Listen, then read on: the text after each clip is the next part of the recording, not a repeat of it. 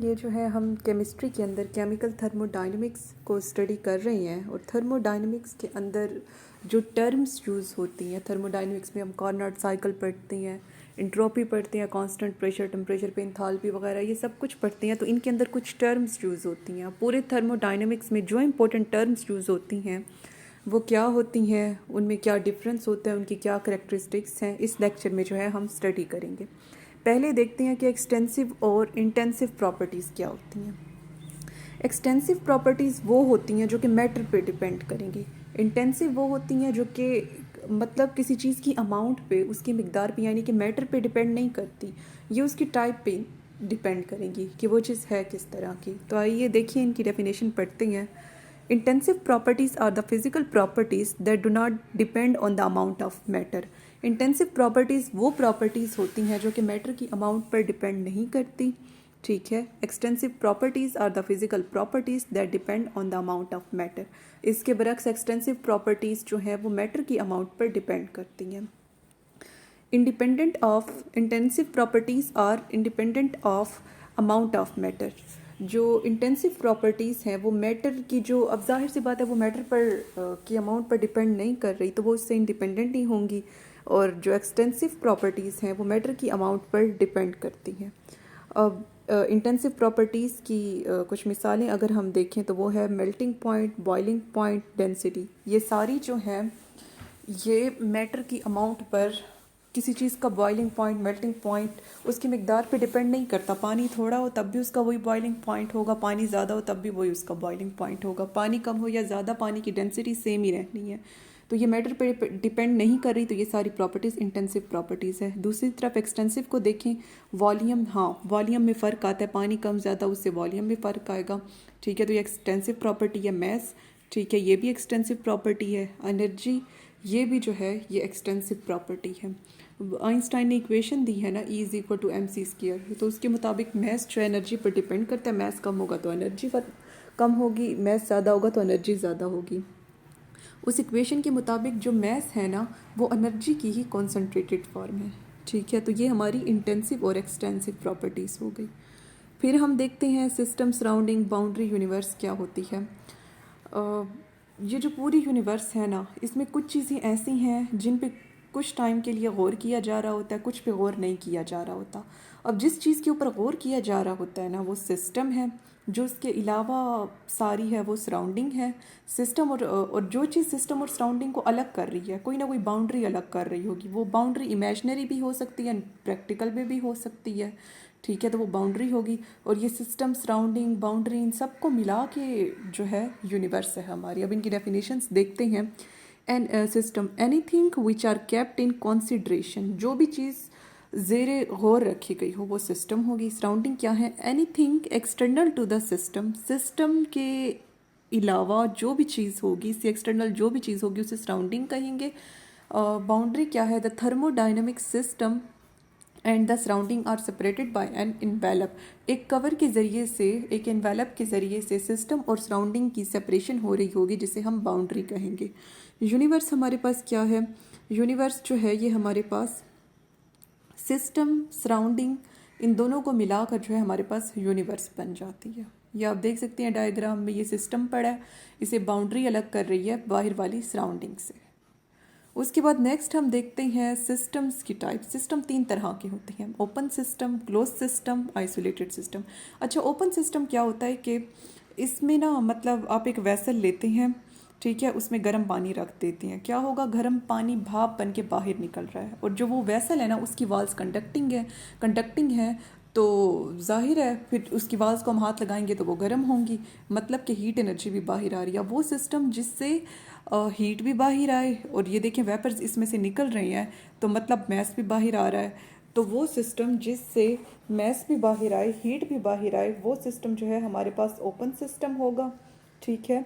और फिर close system क्या होगा, क्लोज सिस्टम ये है कि आप उस वेसल को जो है उसके ऊपर कोई ढकना दे दें, उसे बंद कर दें। अब क्या होगा कि वेपर्स बाहर नहीं जा सकते, यानी कि मैटर या मैस बाहर नहीं जा सकता, लेकिन ये जो वेसल है ना इसकी वाल स्टिल कंडक्टिंग है, वो गर्म होंगी, यानी कि हीट एनर्जी वहाँ से बाहर जा रही है, तो वो क्लोज सिस्टम होगा। लेकिन अगर आप कोई इंसुलेटेड वेसल ले लेते हैं, ठीक है। तो अब जो इंसुलेटेड चीज़ है उससे तो हीट बाहर निकल ही नहीं सकती, या फिर कोई इंसुलेशन वाल पे लगा देते हैं आप वेसल की, तो फिर हीट तो बाहर नहीं जा सकती। तो अब और ऊपर से आप उसके ढक्कन भी दे देते हैं, तो अब क्या है कि ना वेपर्स यानी कि ना मैस बाहर जा रहा है और ना हीट बाहर जा रही है। तो ये सिस्टम जो है आइसोलेटेड सिस्टम है। ओपन सिस्टम में मैस हीट दोनों बाहर जा सकते हैं, क्लोज सिस्टम में मैस बाहर नहीं जा सकता, हीट जा सकती है। आइसोलेटेड सिस्टम में ना मैस बाहर जा सकता है और ना हीट जा सकती है, और ये आइसोलेटेड सिस्टम आइडियल सिस्टम होता है। फिर नेक्स्ट हम देखें मैक्रोस्कोपिक सिस्टम और माइक्रोस्कोपिक सिस्टम में क्या फ़र्क है। माइक्रोस्कोपिक वर्ल्ड क्या है, पोजीशन एक्स आई से इसे ज़ाहिर किया गया, वेलोसिटी को वी आई से, मैस को एम आई से। मैक्रोस्कोपिक वर्ल्ड क्या है, ये प्रेशर, वॉल्यूम, टेम्परेचर और नंबर ऑफ मोल्स। जब हम किसी चीज़ को मतलब उसके इंडिविजुअल पार्टिकल्स की पोजीशन अगर हम देखें, उसके पार्टिकल्स का मैस देखें, उसके एटम मॉलिक्यूल जॉइन का या फिर उनकी वेलोसिटी, तो उस चीज़ को हम माइक्रोस्कोपिक लेवल पे स्टडी कर रहे होते हैं, तो वो माइक्रोस्कोपिक वर्ल्ड या सिस्टम होती है। लेकिन अगर किसी चीज़ को हम मैक्रोस्कोपिक लेवल पे देखें, यानी कि सारे एटम्स की कोई प्रॉपर्टी देखें, ठीक है, यानी कि उन सब का मजमूई प्रेशर देखें, वॉल्यूम देखें, टेम्परेचर, मोल्स। अब टेम्परेचर जो हम पानी का देखते हैं तो हम इस पानी के एक ड्रॉप का नहीं लेते, मतलब वो जो सारा पानी जिसमें पता नहीं कितने एवोगैड्रोस नंबर ऑफ मॉलिक्यूल्स हैं, ठीक है, उनका कलेक्टिवली हम टेम्परेचर लेते हैं। तो टेम्परेचर भी फिर मैक्रोस्कोपिक सिस्टम या फिर मैक्रोस्कोपिक वर्ल्ड को जाहिर कर रहा है। लेकिन जो हम वेलोसिटी लेते हैं वो हम एक मॉलिक्यूल की लेंगे, ठीक है, पोजीशन हम एक मॉलिक्यूल की लेंगे, मैस एक मॉलिक्यूल का। लेकिन प्रेशर, वॉल्यूम, टेम्परेचर ये जब भी किसी चीज़ का लेंगे, जैसे पानी का ही आप लेते हैं, तो आप एक एक मॉलिक्यूल का नहीं लेंगे, आप एज अ होल उन सब एटम्स की कलेक्शन का लेंगे। तो ये मैक्रोस्कोपिक वर्ल्ड है। अब नेक्स्ट जो है ये यहाँ पे डिफरेंस दिखाया गया है माइक्रोस्कोपिक और मैक्रोस्कोपिक अप्रोच का, पढ़ते हैं। Microscopic approach, this approach consider that system is made up of very large number of discrete particles. अब माइक्रोस्कोपिक वर्ल्ड जाहिर करती है कि सिस्टम बहुत से छोटे छोटे पार्टिकल से बना हुआ है, ठीक है। These molecules have different velocities and energy, और इन मालिक्यूल्स की मुख्तलिफ वेलोसिटियाँ और एनर्जियाँ हैं, ठीक है। और मैक्रोस्कोपिक अप्रोच को देखें, in this approach the behaviour of individual molecules is not considered but studies the properties of particular mass of the substance। इसमें आप इंडिविजुअल मालिक्यूल्स को नहीं देखेंगे बल्कि स्टडी की जाएगी उस पूरे मैस की प्रॉपर्टीज़ की, जो पता नहीं कितने नंबर ऑफ मालिक्यूल्स या एटम्स पे मुश्तमिल होगा, ठीक है। तो इस सारे में यही डिस्कस किया गया है। इसे आप वीडियो को रोक के जूम करके नेक्स्ट भी देख सकते हैं, ठीक है। तो इस सारे में एक ही मेन बात है कि माइक्रोस्कोपिक लेवल पे आप एक एक मालिक्यूल, एक एक पार्टिकल को स्टडी करेंगे, जबकि मैक्रोस्कोपिक में आप जो है उस पूरे सिस्टम की, उस पूरे मैस की प्रॉपर्टी को स्टडी करेंगे। फिर नेक्स्ट हम देखें स्टेट फंक्शन और पाथ फंक्शन क्या होता है। स्टेट फंक्शन जो है ना, ये मतलब सिर्फ इनिशियल और फाइनल स्टेट्स पे डिपेंड करेगा, ये उस पाथ पे डिपेंड नहीं करेगा जिससे गुजर के उस प्रॉपर्टी को हम मैयर कर रहे हैं। लेकिन जो पाथ फंक्शन है वो पाथ पे डिपेंड करता है, वो इनिशियल और फाइनल स्टेट्स पे डिपेंड नहीं करता, वो उस तरीके पे डिपेंड करता है, उस पाथ पे डिपेंड करता है जिससे वो फिनोमिना हुआ है। तो स्टेट फंक्शन की डेफिनेशन जहाँ पे क्या है, state function is a property that is independent of how a sample is prepared, मतलब जो कि इंडिपेंडेंट है उस तरीके से कि किस तरह से ये प्रिपेयर हुआ है, इसका पाथ क्या है। जस्ट ये इनिशियल और फाइनल स्टेट्स पे डिपेंड करेगा। जैसे अब टेम्परेचर है, ठीक है, हम टेम्परेचर को जस्ट मैयर कर लेते हैं, हम पहला टेम्परेचर मैयर करेंगे, ठीक है, फिर बाद में दूसरा टेम्परेचर मैयर करेंगे, फिर उनका डिफरेंस ले लेंगे। लेकिन ये टेम्परेचर किस तरह से बढ़ा है, ये वॉल्यूम को कम करने से बढ़ा है, ये हीट ऐड करने से बढ़ा है, ये प्रेशर को चेंज करने से बढ़ा है, किस तरह से बढ़ा है, इस पाथ को हम नहीं देखेंगे, ठीक है। तो टेम्परेचर स्टेट फंक्शन हुआ। इसी तरह से प्रेशर, ये यू जो कि इंटरनल एनर्जी होती है, ये भी स्टेट फंक्शन है। एच इंथाल्पी, ये भी जो है हमारे पास स्टेट फंक्शन है।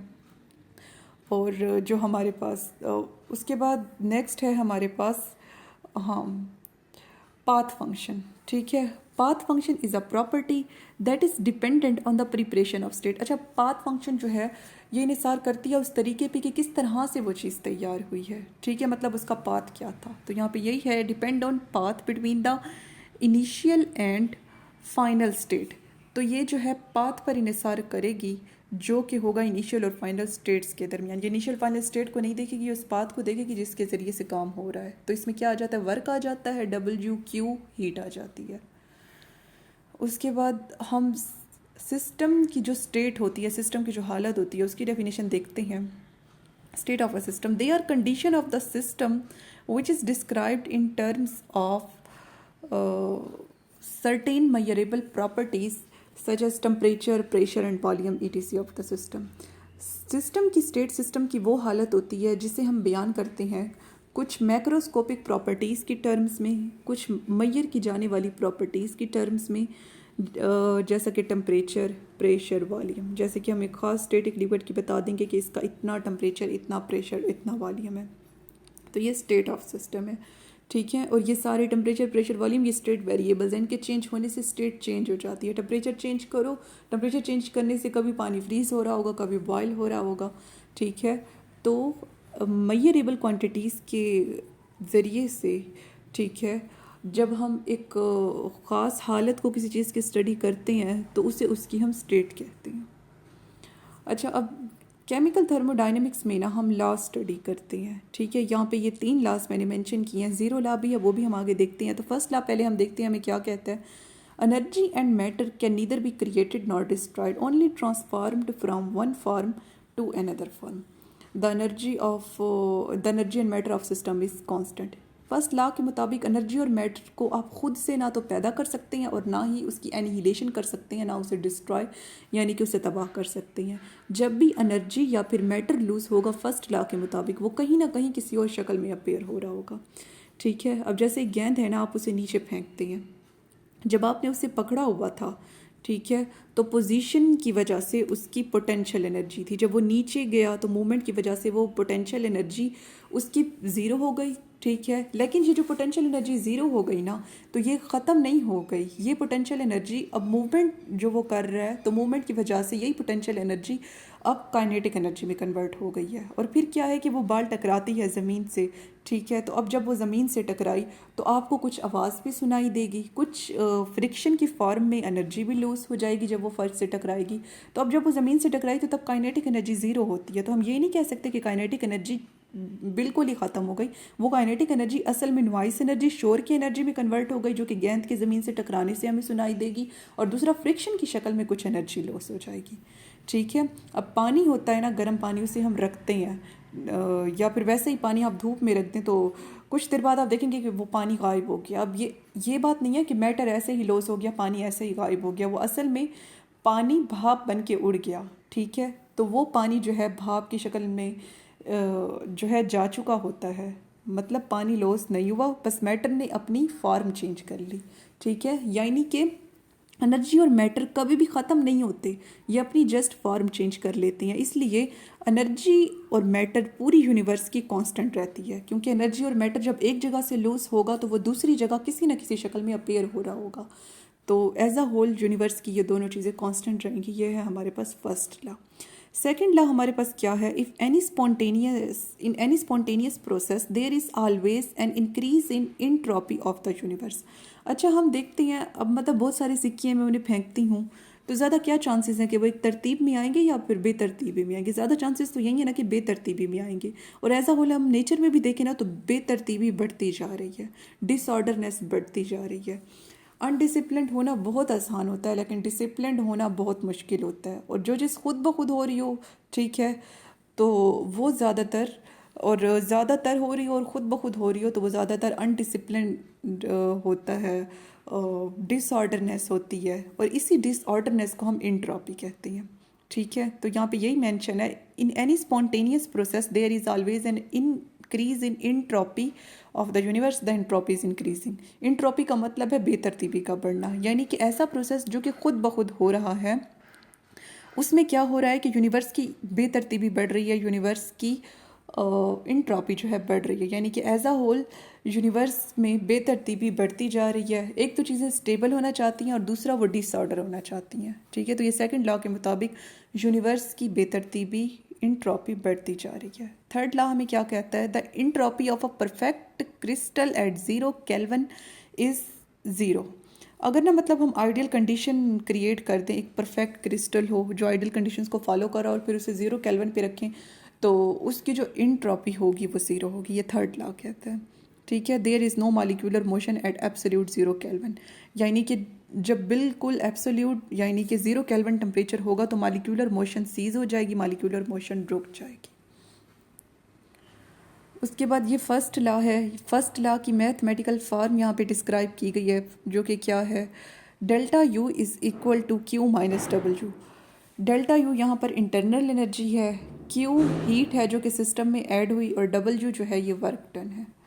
उसके बाद ये सेकंड लॉ ऑफ थर्मोडायनेमिक्स जो है, इसकी अल्टरनेटिव डेफिनेशन बताई गई है। इसका हमने यही पढ़ा ना कि इंट्रॉपी बढ़ रही है। इससे अब केमिस्ट्री की टर्म में हम कैसे देखेंगे, it is impossible to construct a machine which operate in cycle whose sole effect, जिसका सिर्फ एक अकेला काम, सोल में जिसका सिर्फ एक ही काम हो, whose sole effect is to convert heat into equivalent amount of work.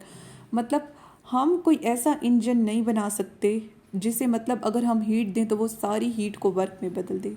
सारी हीट को कभी भी वर्क में कोई इंजन नहीं बदल सकता, ये सेकंड लॉ ऑफ थर्मोडायनेमिक्स कहता है। और उसके बाद ये सेकंड लॉ ऑफ थर्मोडायनेमिक्स की मैथमेटिकल फॉर्म है, delta S universe is equal to delta S system plus surrounding. Universe की जो इंट्रॉपी है वो सिस्टम और सराउंडिंग की इंट्रॉपी के बराबर है, और ये इज़ इक्वल टू ज़ीरो है रिवर्सिबल प्रोसेस के लिए, क्योंकि उसमें रिवर्स हो जाएगा फिनोमिना, तो एज अ होल उसमें कोई चेंज नहीं आएगा। ठीक है, तो डेल्टा एस उसमें ज़ीरो रहेगा। इरिवर्सिबल प्रोसेस में क्या होगा, इरिवर्सिबल प्रोसेस में अगर हम देखें स्पॉन्टेनियस प्रोसेसेस जो कि खुद ब खुद हो रही हैं वो इरिवर्सिबल है मोस्टली, तो उसमें हमने अभी डेफिनेशन में पहले सेकंड लॉ की देखा कि इंट्रॉपी बढ़ रही है, तो ये ग्रेटर देन ज़ीरो होगी। The truth is as a result of all spontaneous process the entropy of the universe increases. Truth ये है कि स्पॉन्टेनियस प्रोसेसेस जो कि खुद ब खुद हो रही हैं, जो कि इरिवर्सिबल भी हैं, तो उनके नतीजे में इंट्रॉपी बढ़ती जा रही है। In fact, we can use this criterion delta S to predict whether the process will be spontaneous or not.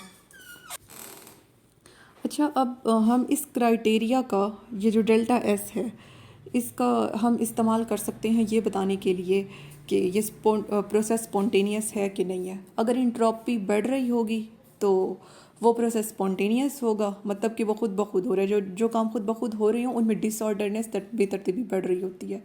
लेकिन जो एक डिसिप्लिन्ड वे में किसी चीज़ का होना होता है, ठीक है, वो हमेशा नॉन स्पॉन्टेनियस होता है, वो ज़बरदस्ती करना पड़ता है, करवाना पड़ता है। ठीक है, तो वो नॉन स्पॉन्टेनियस। तो अगर डेल्टा एस ज़्यादा हो रहा है तो वो प्रोसेस स्पॉन्टेनियस होगा केमिस्ट्री के मुताबिक, सेकंड लॉ के मुताबिक। और अगर डेल्टा एस यानी कि इंट्रॉपी कम हो रही है तो वो प्रोसेस नॉन स्पॉन्टेनियस होगा। और दूसरा ये भी कि जो स्पॉन्टेनियस प्रोसेसेस होते हैं, अगर कोई काम इरिवर्सिबल हो रहा है मतलब वो रिवर्स नहीं होता, तो वो स्पॉन्टेनियस होगा। लेकिन अगर कोई काम रिवर्स हो रहा है, ठीक है, मतलब कि वो दोबारा पहले वाली हालत में आ सकता है, तो वो नॉन स्पॉन्टेनियस होगा।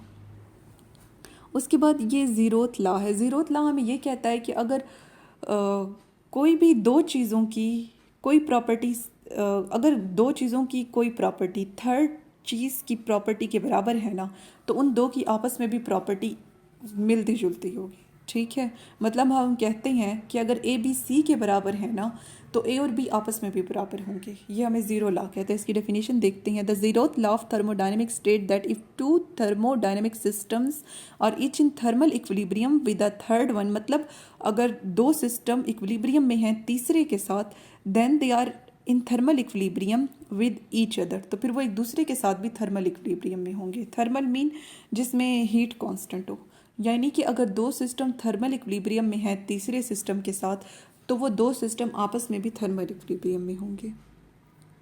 अच्छा, अब हम स्पॉन्टेनियस और नॉन स्पॉन्टेनियस प्रोसेसेस सही से देख लेते हैं। नॉन स्पॉन्टेनियस प्रोसेस पहले देखते हैं। Process which does not take place on its own but take place only with intervention of external agency और इन्फ्लुएंस। ऐसा प्रोसेस जो कि खुद ब खुद ना हो, उस पर कोई एक्सटर्नल फोर्स लगानी पड़े उसे करवाने के लिए, वो नॉन स्पॉन्टेनियस प्रोसेस होगा।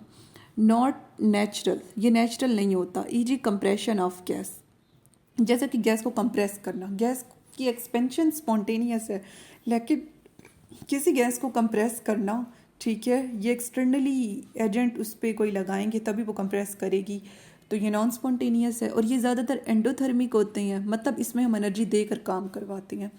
और इनमें क्या होता है कि इनमें इंथाल्पी बढ़ रही होती है और इंट्रॉपी कम हो रही होती है। ठीक है, इनमें इंथाल्पी यानी कि एच जो कि हीट कंटेंट होता है कांस्टेंट प्रेशर पे, वो बढ़ रही होगी, और इंट्रॉपी इसमें कम हो रही होगी। मतलब चीज़ें डिसऑर्डर से ऑर्डर्ड उसकी तरफ जा रही होंगी। स्पॉन्टेनियस में तो ये होता है ना कि जो खुद ब खुद होते हैं उनमें बेतरतीबी बढ़ रही होगी, यानी कि इंट्रॉपी बढ़ रही होगी, तो ये उसका उलट है नॉन स्पॉन्टेनियस, तो इसमें इंट्रॉपी कम हो रही होगी लेकिन इंथाल्पी बढ़ रही होगी। उसके बाद नेक्स्ट हम स्पॉन्टेनियस प्रोसेस देखें तो by a spontaneous process we mean one that will occur within a system without outside intervention, जो मतलब किसी एक्सटर्नल एनर्जी के बगैर हो, बाहर वाली किसी इंटरवेंशन किसी मुदाखलत के बगैर खुद ब खुद ही वो स्पॉन्टेनियस प्रोसेस होगा। स्पॉन्टेनियस प्रोसेसेस में भी फास्ट और लो, स्पॉन्टेनियस प्रोसेसेस तेज़ भी हो सकती हैं और स्लोली भी प्रोसीड कर सकते हैं। Thermodynamics has no notion of time, thermodynamics में कोई नोशन नहीं है, कोई नज़रिया वक्त का नहीं है, चीज़ें फास्ट भी हो सकती हैं, स्लो भी हो सकती हैं।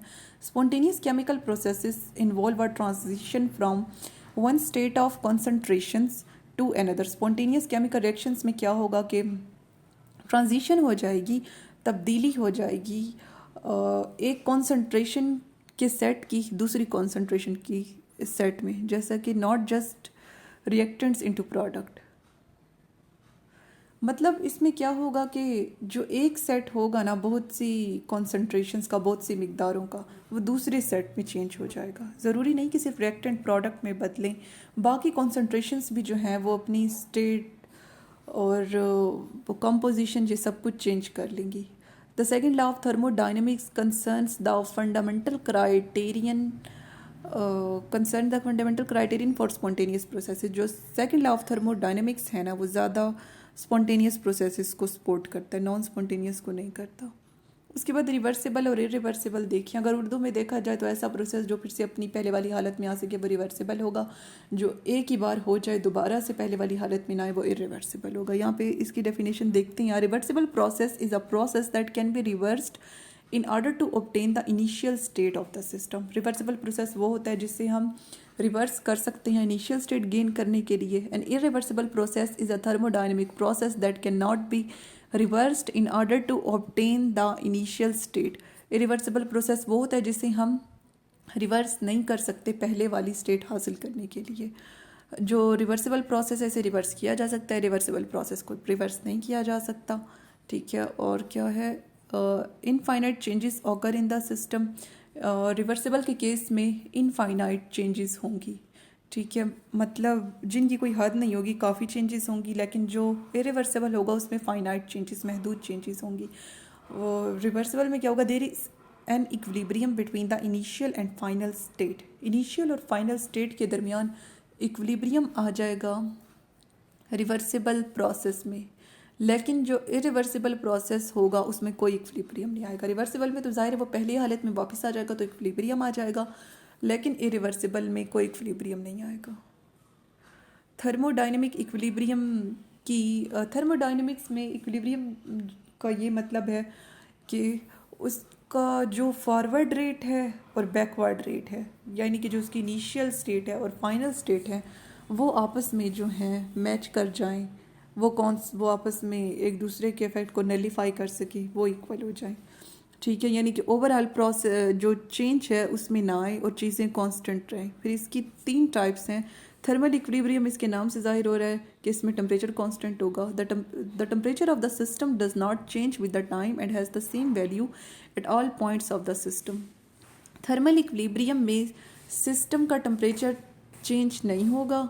ठीक है, और सिस्टम का टेम्परेचर चेंज नहीं होगा तो सारे पॉइंट्स पे टेम्परेचर की सेम वैल्यू होगी। थर्मल मीन टेम्परेचर इसके नेम से शो हो रहा है। मैकेनिकल इक्विलिब्रियम क्या है, मतलब इसमें पोजीशन मैकेनिकल इसके नाम से शो हो रहा है, तो मैं पोजीशन के हवाले से कॉन्स्टेंसी होगी।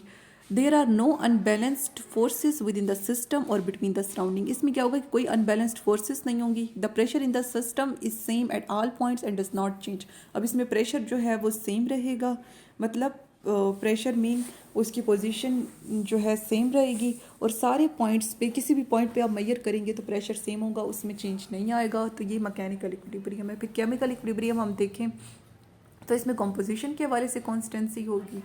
No chemical reaction take place in the system and the chemical composition which is same throughout the system does not vary with time. इसमें क्या होगा, केमिकल कंपोजिशन एक जैसी रहेगी, टाइम के साथ चेंज नहीं होगी और सारे पॉइंट्स पे सेम ही होगी।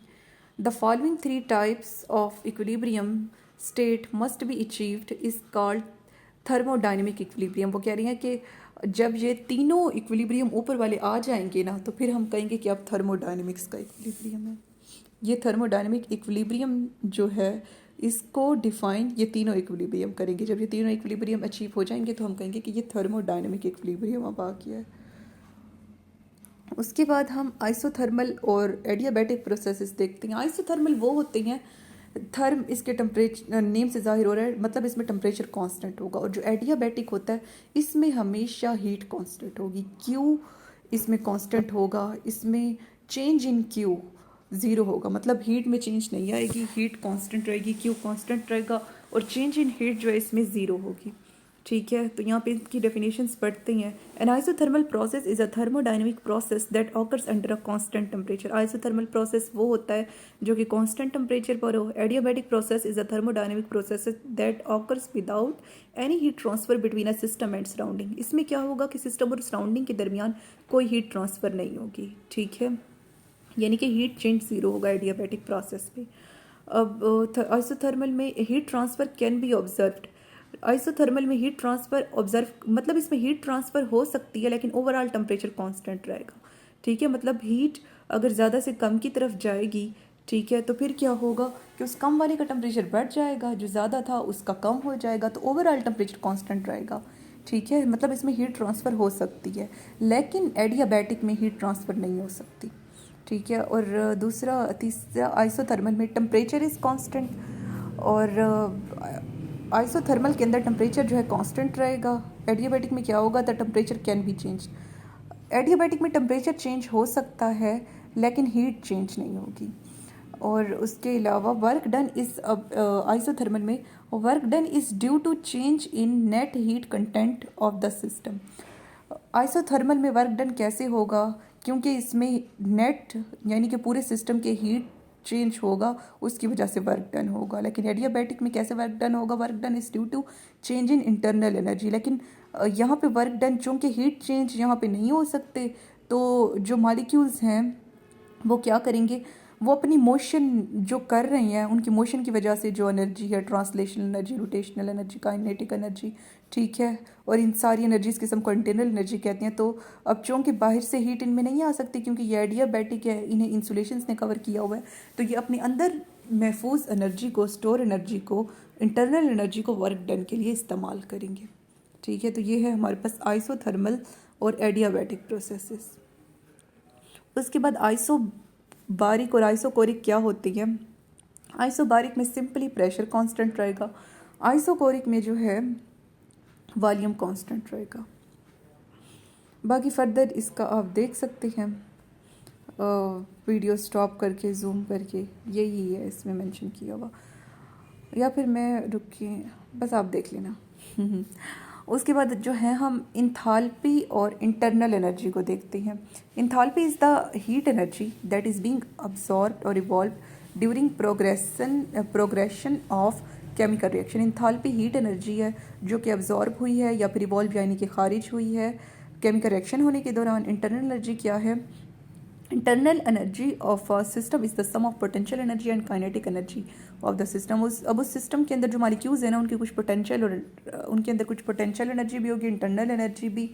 तो उनकी पोटेंशियल और इंटरनल एनर्जी का जो सम होगा फिर उस सिस्टम का मॉलिक्यूल्स की वजह से वो इंटरनल एनर्जी होगी। ठीक है, इंथाल्पी हमारे पास क्या है, ये हीट है जो कि अब्जॉर्ब हुई है या जो कि जज़ब हुई है या खारिज हुई है केमिकल रिएक्शन के दौरान। लेकिन इंटरनल एनर्जी में इंथाल्पी की तरह कोई हीट अब्जॉर्ब या खारिज होने का कोई सीन नहीं है, इसमें ये स्टोर एनर्जी है। ठीक है, ये सम है सिस्टम की पोटेंशियल और काइनेटिक एनर्जी का। अब इंथाल्पी को कैसे जाहिर करेंगे, H is equal to H enthalpy को शो कर रहा है, U plus P V. U internal energy है और पी वी वर्क डन है। ठीक है, मतलब इसमें इंटरनल एनर्जी के साथ साथ वर्क डन भी होता है। Defined as relationship between system and surrounding, और इंथाल्पी को हम रिलेशनशिप के तौर पर बयान करते हैं सिस्टम और सराउंडिंग के दरमियान। और जो हमारे पास इंटरनल एनर्जी है वो क्या है, इंटरनल एनर्जी जो है हमारे पास इसमें भी हीट आ जाती है और वर्क डन आ जाता है।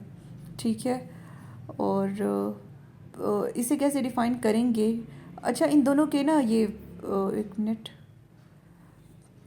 जो हमारे पास इंथाल्पी है ना उसमें इंटरनल एनर्जी और वर्क डन आएगा, लेकिन जो इंटरनल एनर्जी है उसके अंदर हमारे पास वर्क डन आएगा। ठीक है, यानी कि प्रेशर वॉल्यूम और हीट आ जाएगी, हमारे पास क्यू आ जाएगा। और इसे U से ज़ाहिर करेंगे, इंथाल्पी को H से ज़ाहिर करेंगे। और इसे कैसे बयान करेंगे? Defined as total energy in the system. इसे जो है हम इंटरनल एनर्जी को बयान करेंगे कि ये सिस्टम की टोटल एनर्जी है। ठीक है, जो इंथाल्पी है वो सिस्टम सराउंडिंग के दरमियान रिलेशन है, लेकिन ये टोटल एनर्जी है, ये सिर्फ सिस्टम की एनर्जी इसमें काउंट हो रही है, सिस्टम की टोटल एनर्जी है। उसके बाद गिब्स फ्री एनर्जी हम देखेंगे क्या होती है।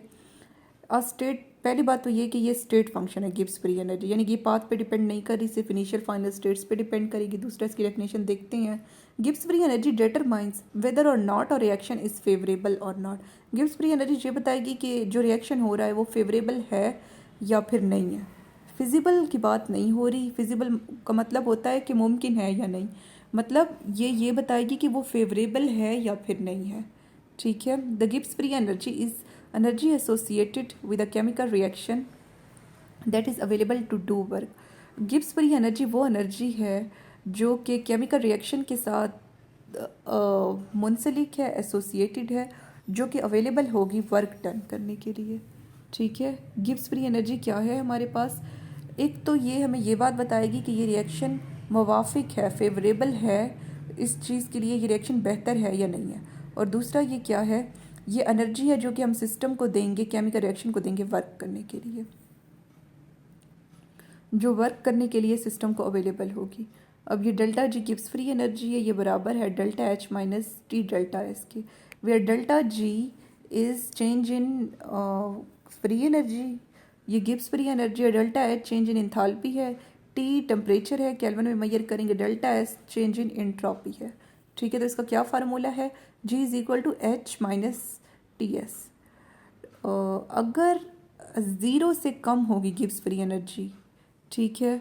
अच्छा, अब हमने देखा कि इंथाल्पी बढ़ती है, सॉरी इंथाल्पी कम होती है, इंट्रोपी बढ़ती है, तो वो स्पॉन्टेनियस प्रोसेस होता है। ठीक है, अब इंथाल्पी के साथ साथ गिब्स फ्री एनर्जी भी अगर कम हो रही होगी, मतलब अगर गिब्स फ्री एनर्जी कम हो रही है, इंथाल्पी कम हो रही है और इंट्रोपी बढ़ रही है, तो सिस्टम स्पॉन्टेनियस है। लेकिन अगर गिब्स फ्री एनर्जी ज़्यादा हो रही है, इंट्रोपी कम हो रही है और इंथाल्पी ज़्यादा हो रही है, तो वो नॉन स्पॉन्टेनियस है। और अगर गिब्स फ्री एनर्जी ज़ीरो के बराबर है तो वो इक्विलिब्रियम पे है। तो ये कौन सी एनर्जी है जो कि सिस्टम को वर्क के लिए अवेलेबल होगी? ठीक है, और ये बताएगी कि रिएक्शन फेवरेबल है या फिर नहीं है। उसके बाद हम देखते हैं हेल्महोल्ट्ज़ फ्री एनर्जी। ये क्या होती है? Helmholtz free energy is a thermodynamic potential that measure the useful work obtained from a closed thermodynamic system at a constant temperature and constant volume। अच्छा, एक इमेजिन कर लें, एक क्लोज थर्मोडायनेमिक सिस्टम है, उसे कांस्टेंट, उसका कांस्टेंट टेम्परेचर है, मतलब टेम्परेचर चेंज नहीं हो रहा, कांस्टेंट वॉल्यूम है, वॉल्यूम चेंज नहीं हो रहा। ठीक है, तो उससे उसका ना वर्क हो रहा है, लेकिन उसमें से कितना वर्क यूज़फुल है हमारे लिए, उस चीज़ को मैयर करने के लिए जो एनर्जी इस्तेमाल होगी वो हेल्महोल्ट्ज़ फ्री एनर्जी होगी। तो हेल्महोल्ट्ज़ फ्री एनर्जी क्या है? Is a thermodynamic potential that measure the useful work obtained from a close system. ठीक है, ये यूजफुल वर्क को बताने के लिए इस्तेमाल होगी क्लोज सिस्टम से, जो कि कांस्टेंट टेम्परेचर पे होगा और कांस्टेंट वॉल्यूम पे। अब हेल्महोल्ट्ज़ फ्री एनर्जी को मैथमेटिकली डिफाइन किया गया है। हेल्महोल्ट्ज़ फ्री एनर्जी को ए से ज़ाहिर किया गया और ये बराबर है यू माइनस टी एस के। यू जो है हमारे पास ये इंटरनल एनर्जी है, टी टेम्परेचर, एस एंट्रोपी है। Where A is Helmholtz free energy, इसे जाउल में मैयर करेंगे, ऐसा यूनिट के उसमें इहाते में, और CGS जो पुराना यूनिट है उसमें से अर्ज में मेयर किया जाता था। यू इंटरनल एनर्जी है, SI में जैसे जल्स में मैयर करती हैं और CGS सिस्टम में अर्ज में।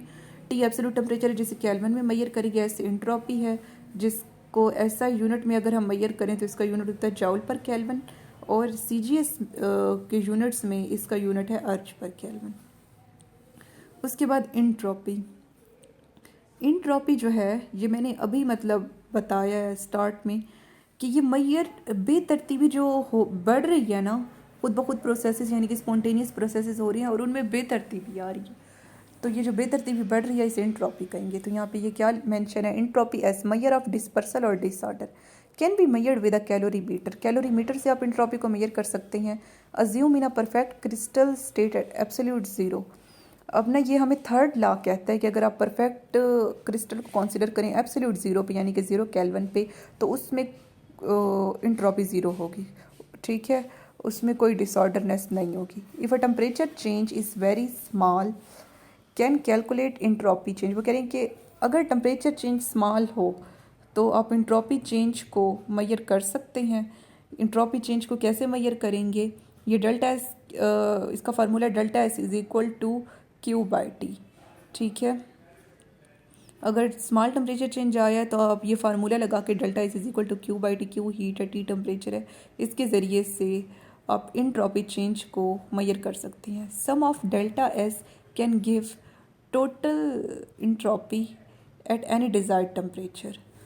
अगर आप सम ले लें डेल्टा एस का, बहुत सारे डेल्टा एस हैं, उनका आप सम ले लें तो ये आपको किसी भी टेम्परेचर के ऊपर उस पूरे सिस्टम की टोटल इंट्रॉपी बता देगा।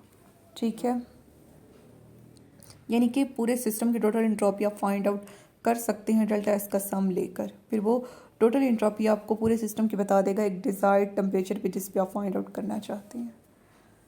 उसके बाद ये सारा रिलेशनशिप लिखा गया है, Gibbs free energy, internal energy, entropy और वर्क डन का। जी गिब्स फ्री एनर्जी है, ये बराबर है U minus T S plus P V. U internal energy है, T absolute temperature, S final entropy, और ये जो पी वी है ना ये वर्क डन है, जो कि किसकी वजह से, प्रेशर वॉल्यूम की वजह से हो रहा है। तो पी एब्सोल्यूट प्रेशर है, वी फाइनल वॉल्यूम है। उसके बाद ये हम नेक्स्ट लेक्चर में हीट कैपेसिटी डिस्कस करेंगे।